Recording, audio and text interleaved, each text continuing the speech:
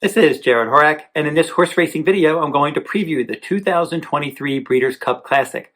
Now, we're about 20 days out from the Classic right now, so this is an early preview video looking at the 19 horses that are targeting the Classic up to this point. And then about 10 days out, they're going to come out with the pre-entries, and when that happens, I'll do a second video. And then finally, after the morning line odds and the post positions are drawn, I'll come back and do a final look at the Breeders' Cup Classic. I'm going to cover as many of these Breeders' Cup races as I can in video format as well, so keep checking out my YouTube channel. And if you're interested in checking out my Breeders' Cup full cards, those annual full cards, Breeders' Cup Friday and Saturday, November 3rd and 4th at Santa Anita Park this year, you'll find those full cards at therunawayhorse.com on my sales page, Breeders' Cup Week. You can pre-purchase right now. You can just go on over to therunawayhorse.com on my sales page. I cover Santa Anita full cards each day, and as I said, the Breeders' Cup as well. So if you're interested in any of that, just go over to that sales page for more details. If you're interested in reading my Breeders' Cup handicapping articles, you'll find those articles at todaysracingdigest.com. So head on over to that website. If you're interested in reading my Breeders' Cup articles, I've written Breeders' Cup articles for all 14 races up to this point. I did my Breeders' Cup Angles, handicapping angles series, and I went through all 5 of the Breeders' Cup Friday races and then all 9 of the Breeders' Cup Saturday races. Earlier today, I did the Breeders' Cup Sprint. That was the final race that I had to cover. So go on over if you want to read those Breeders' Cup Angles articles at todaysracingdigest.com. And in the description in this video, I'll provide links to all of my Breeders' Cup articles. And I'm going to be writing a lot more over at todaysracingdigest.com as well. So keep checking out that website for 2023 Breeders' Cup coverage. And now we'll go through the 19 horses that are targeting the Classic up to this point, and we'll see which of these actually go. They can only run 14 horses. We'll see which horses end up running in the race and if there's going to be any changes as we get closer to the race. But we'll do this in alphabetical order, and we'll begin it with Arabian Night for trainer Bob Baffert. This is a 3-year-old, and he exits a victory going wire to wire in the Pacific Classic. He's very lightly raced. He's got a lot of upside still, and he's got that dangerous early speed. So if he can get out there and get into a nice rhythm like he did in that Pacific Classic, he's one that can certainly win this Breeders' Cup Classic. Now, the last 4 3-year-olds to win the Breeders' Cup Classic were all trained by Bob Baffert. And Arabian Night is a Bob Baffert trainee, and he could be dangerous on the front end if he can get out there and control the pace. Now, Arcangelo is the next one we'll talk about, and he won the Belmont Stakes and the Travers Stakes in his last 2 starts. And he was able to use that good positional speed and then get the jump on the closers. So basically, there were horses that were up on the pace that weren't around at the end. And Arcangelo was able to set a good tactical trip in both of those races, saving ground. And then he did swing wider in the Travers. But overall, he was able to save ground, tracking the pace, get the jump and open up on the closers, or get the jump on the closers, open up a clear lead, and then hold off those late runners. So that's how he was able to win those 2 races. And we'll see if he can do that again in the Breeders' Cup Classic. He can handle the 1.25 miles. That's not going to be an issue. We'll have to see what kind of post position he gets and if he can work out that same comfortable tactical trip. Basically, he had a carbon copy trip in the Belmont and the Travers. And if he can get that kind of trip again, he could be dangerous in the Breeders' Cup Classic. Now, Bright Future, he just won the Jockey Club Gold Cup Stakes. I didn't think that was a strong race on paper. I think that this field's going to be much better, but he certainly elevated his game at Saratoga this summer. So Bright Future is one he's on the upswing, and he's got a lot of ability, and he's got some positional speed for trainer Todd Pletcher. But I just think meeting these better horses, Arabian Night and Arcangelo and some others, White, Abarrio, and many more, he could be up against it. Now, Clapton is the next one, and he's probably up against it as well from a class standpoint. He's one that he's in okay form, but I don't know that he's going to be able to jump up and win this race. He won the Lucas Classic last time out at 1 mile and 1/8, but now 1.25 miles against this kind of company, he could be up against it, along with Derma Sotogake. He was one that was a Kentucky Derby contender, and he looked really good in the UAE Derby earlier this year. And then in the Kentucky Derby, he ran an okay race. But that's the last time we've seen him. So he's not run since then. So if he does come into this Breeders' Cup Classic, he will not have run since the first Saturday in May. So I think that's probably going to be a bit too much for him to overcome. Emblem Road is another one that was running overseas. He was third in the Dubai World Cup last time. He's one that I don't know that he's going to be able to step it up either, facing this kind of company shipping over here. We'll have to see how he does as well. Now, Forte certainly has the ability to win this race. He's a multiple Grade 1 winner. He was going to be the favorite in the Kentucky Derby, but he had a foot bruise, missed some training time, came off of a layoff for the Belmont Stakes. It was his first start in 10 weeks. He had missed some training time, and he was able to rally and finish second behind Arcangelo that day. Good effort there. He rebounded with a victory in the Jim Dandy, and then in the Travers, didn't run his best race last time out, finishing fourth. And now he's had some foot issues again, and he hasn't worked out since the Travers. So we'll have to see if he even makes it to the Breeders' Cup Classic. Even if he does now, if he's going to miss training time and if he's going to basically do the same thing he did in the Belmont, he's not going to win. This is a deep field, and he could be in trouble. He's got the ability to win the class. It's just a question of is he going to be ready and be on top of his game for the Breeders' Cup. Go Rocket Ride is a horse that could win the Breeders' Cup Classic. He's lightly raced like Arabian Night, and he finished in front of Arabian Night in the Haskell Stakes when he won that race. But then Arabian Night turned the tables on Go Rocket Ride in the Pacific Classic. But Go Rocket Ride was a good second. He's got good tactical speed. Richard Mandela can be dangerous when the Breeders' Cup is at Santa Anita Park, and he probably has this lightly raced horse sitting on another quality effort. And post position could be key if he can draw maybe a nice middle post. He can work out a good, comfortable tactical trip. He's a horse at a little bit of a price that could win the race. Now, Il Miracolo, last time out, he was third in the Pennsylvania Derby. He's a horse that's been getting better. He was struggling in the stakes ranks earlier, and then his last few starts, he's turned it around. He's run in some decent races, but now he's going to have to step up his game to meet these Grade 1 horses that he's going to be facing in the Breeders' Cup Classic. Now, King of Steel, he's a horse that could come in from overseas, but we'll have to see if he ends up running in this race as well. For trainer Roger Varian. Now, in the Epsom Derby, he was second earlier this year. The Group 2 King Edward Stakes, he won that one. The King George and Queen Elizabeth, a Group 1 race, he was third. And then last time out, the Irish Champion, a Group 1, he was fourth.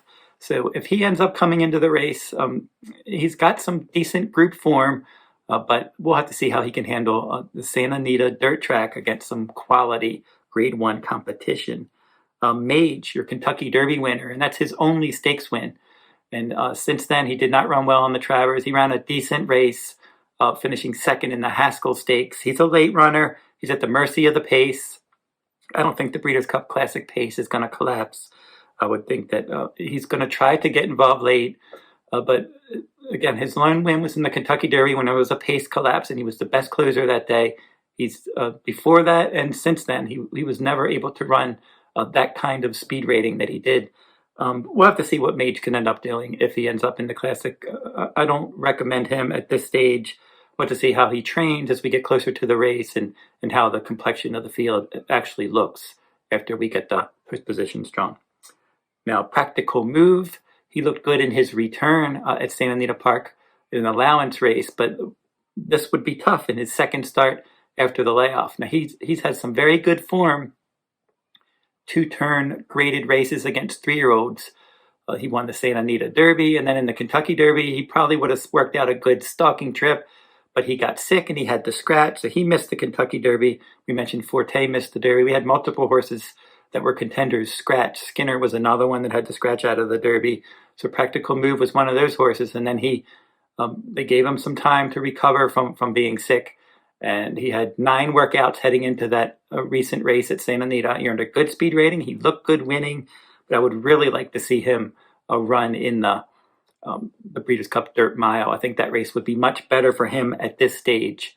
I don't think that he's ready to jump up and beat a Grade 1 field like this. He hasn't run a 1.25 miles yet, and this race typically you see horses that are Grade 1 winners at a 1.25 miles, and there'll be multiple runners like that in this race, like Arabian Night and Arcangelo, a Bright Future, and we have some others in there as well that are going to be able to handle the distance of 1.25 miles, and they've already proven that, where Practical Move hasn't done that yet. Now he's one, I said, if he goes in that Breeders' Cup Dirt Mile, I think he's going to be a major win contender. If he comes up in this race, I think it's going to be a bit too much. Now Proxy, he's run well in many stakes races, but when you look at him overall, I think when he makes a deep Group 1 field or Grade 1 field like he's going to be meeting in this race in the Breeders' Cup Classic, I think he could be in a little bit of trouble. He was second in the Jockey Club Gold Cup last time out, running a decent race. Bright Future ended up winning that one. The next one we'll talk about is Saudi Crown. If he goes here, he hasn't run that 1.25 mile distance yet, and he's one that's always run well. He won the Pennsylvania Derby, getting out there on a wet track and controlling the pace. He just missed in the Jim Dandy prior to that. So Saudi Crown, he's lightly raced. He's on the improve. The Saudi Cup, 1.125 miles around one turn, is his major goal early next year. That's over the winter. But they may end up going in this race, possibly even the Breeders' Cup Dirt Mile. We'll have to see what direction they end up going. He would be a pace factor if he would run, but I'm not keen on his chances at 1.25 miles in the Breeders' Cup Classic. Now, Senor Buscador, he's one that he likes to make late runs. He's a much better horse now, and he was third in the Awesome again. He was running on, didn't get a good setup there, but he ran well to finish up nicely for third there. He won the San Diego at Del Mar earlier this year. So he's one, I think if you're playing exotics, a horse like Senor Buscador maybe can sneak in and finish somewhere. Now Skippylongstocking won the Charlestown Classic last time out. But again, I think that this field is much deeper and at a longer distance as well. He's run well in some stakes races, but I just find him hard to recommend overall in the Breeders' Cup Classic. Now the next horse will be another horse from Japan. We talked about Derma Sotogake. And this Ushba Tesoro, for this horse, he won the Dubai World Cup. And then last time out on dirt in Japan, he ended up winning there. So he's one that he's got some class. I just don't know that he's going to be able to jump up and run a big race. And I like him much more than I would Derma Sotogake, but I still think that he's probably up against it. The next one is White Abarrio, and he really had his coming out party in that Whitney last time out at Saratoga. That was an excellent effort from him for trainer Rick Dutrow. He was able to get on top of the pace there, was an overmatched front runner, setting the fractions, and he sat in second. Cody's Wish had a bad start, and he just didn't run his race that day, and White Abarrio with that tactical trip, and you see this a lot. You'll see horses sit in second behind overmatched front runners, and then when those front runners give up, the horse that's tracking in second suddenly has a clear lead, and they're just able to kick away. And that's exactly what White Abarrio did. He had a lot of ability throughout his career, mostly at Gulfstream Park is where he had all of his success. And then he was finally able to prove that he could win a race away from Gulfstream. And Rick Dutrow shipped him to Santa Anita early. He's targeting this race with plenty of workouts over the track. And he's one that should set a good tactical trip. And if he can run back to his Whitney at 1.25 miles, the Whitney was 1.125 miles, but if he can run back to that race and run that kind of speed rating, he can be competitive.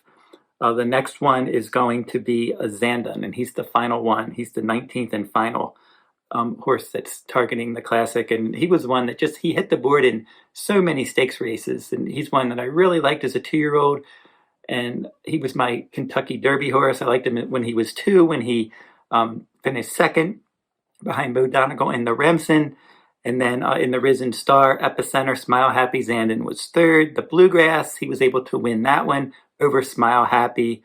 And then the Kentucky Derby, I made him my top choice. Rich Strike with that huge upset. Epicenter and Zandon were second and third. And then he had run in some other big races as well. In the Jim Dandy, he was second. The Travers Stakes behind Epicenter again. He was third there. They ran him in the Pennsylvania Derby. He was second there. Every race he just goes out there and he tries so hard. The only time he didn't finish in the top 3 was the Cigar Mile. He finished fourth in that race. Then the Westchester and the Met Mile. He was second in both of those races. Second again in the Whitney behind White Abarrio. And then he finally broke through with a stakes win.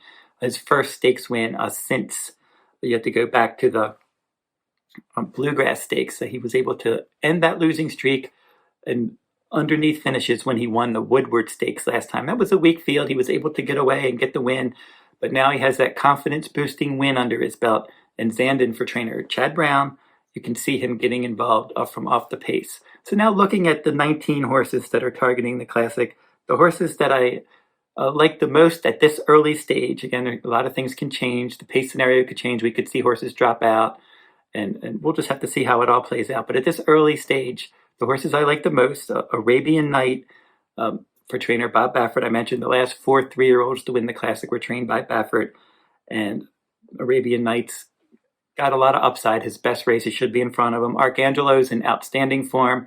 He's got that good schedule where he gets time between starts, and he always seems to deliver. And he's been getting better all year.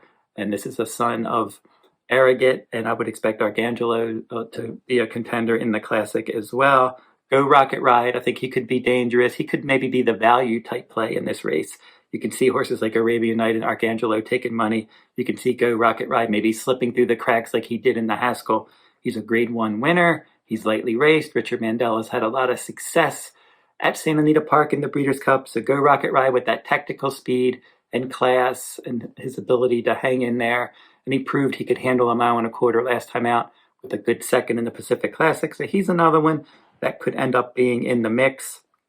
Some horses right now that I like underneath, Senor Buscador would be a big price. And if you're playing trifectas, superfectas, maybe the super high five, bets like that, and Senor Buscador as a late runner, I don't see him as a win contender, but I can see him passing some horses and maybe picking up a piece of the purse at a big price. And then Zandon would be another one. He's just so consistent. He goes out there and against Grade 1 company, he just shows up and runs his race and hits the board every time. He was able to get that Grade 2 victory last time out in the Woodward. So Zandon is a horse that can definitely make some noise from off the pace and maybe hit the board in the Breeders' Cup Classic. So that's how I see it so far. It's still a long way to go, as I said. I just wanted to go out there, get out there and post an early video about my thoughts at this point for the Breeders' Cup Classic. And again, keep checking my YouTube channel. I'm going to post as many Breeders' Cup preview videos as I can in the next few weeks as we get closer to the 2023 Breeders' Cup, and read my Breeders' Cup articles at todaysracingdigest.com. And then for my Breeders' Cup full cards, you'll find those full cards Breeders' Cup week at therunawayhorse.com on my sales page. Go on over there if you want to see details about those full cards, and you can pre-purchase my Breeders' Cup cards right now. And until I see you next time, good luck at the races.